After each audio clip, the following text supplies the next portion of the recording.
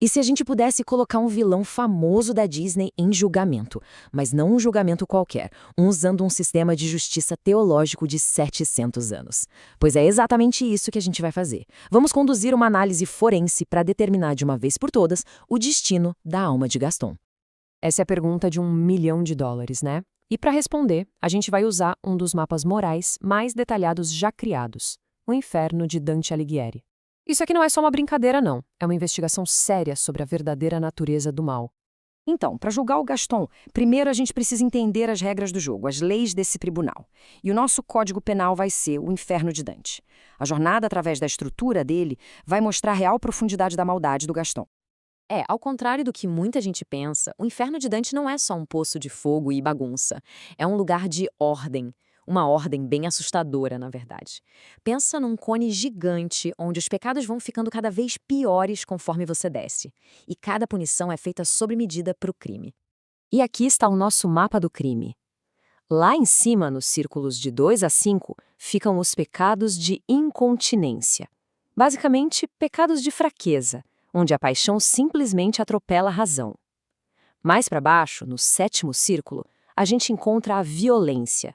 E lá no fundo do poço, nos círculos 8 e 9, estão a fraude e a traição, que são os pecados da malícia pura, da maldade calculada.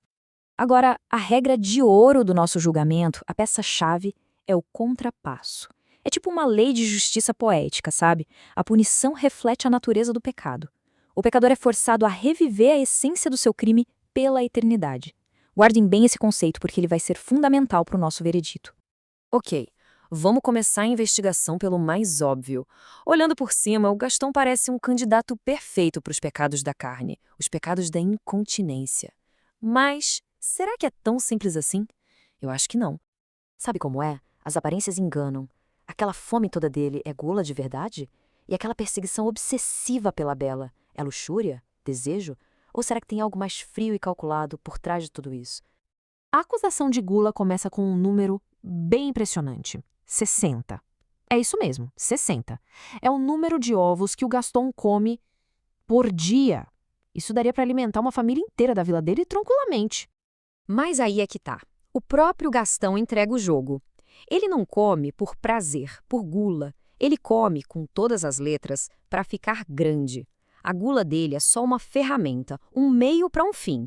Construir o corpo dele como se fosse um monumento ao próprio ego.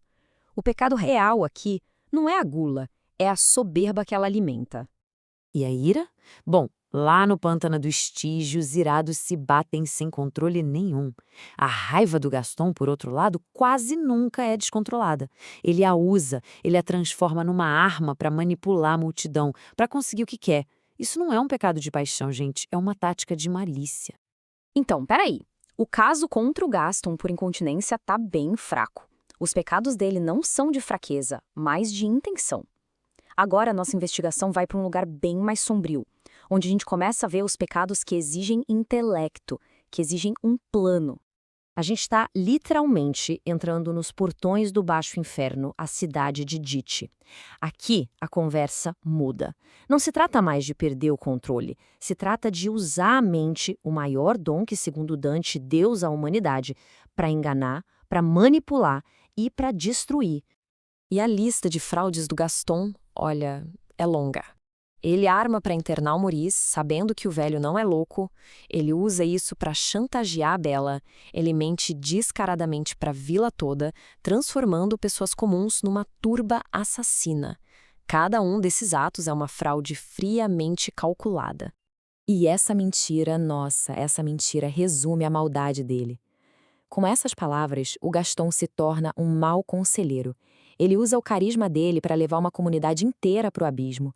Tudo para satisfazer o próprio ego. Ele semeia a discórdia onde antes só existia a paz. Mas por mais terríveis que sejam esses crimes de fraude, tem um pecado que Dante considera ainda pior. O pecado que fica no lugar mais profundo do inferno. E é aqui que o caso contra Gaston chega ao seu ponto máximo. Fraude é enganar um estranho. Agora, traição é enganar alguém que confia em você. É quebrar um laço sagrado, seja de família, de amizade ou, e isso é crucial, um laço de gratidão.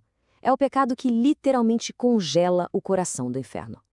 E aqui está a cena que sela o destino do Gaston. Lá no telhado do castelo, a fera o derrota, mas escolhe a misericórdia. Naquele exato instante, a fera se torna o benfeitor do Gaston. A vida dele é um presente. E como Gaston paga esse presente? Com uma facada nas costas. É a traição da própria misericórdia. Bom, as evidências foram apresentadas. A escalada dos pecados do Gaston, começando na vaidade, passando pela fraude e culminando na traição, aponta para um único destino possível no mapa moral de Dante. Lá no nono círculo, no lago congelado do Cocytus, existem 4 zonas de traição. Gaston não traiu a família nem a pátria, mas ele traiu seu benfeitor, aquele que deu a ele o dom da vida. A análise forense aqui não deixa a menor dúvida. O destino dele é a Judeca, a área reservada exatamente para os traidores de seus senhores e benfeitores. E aqui está o veredito final. Condenado à área mais profunda do inferno, totalmente submerso no gelo, congelado para sempre no exato momento da sua maior traição. O calor do egoísmo dele é substituído pelo frio eterno da ingratidão. E agora, a justiça poética, o contrapasso. O homem de ação condenado a ficar totalmente paralisado.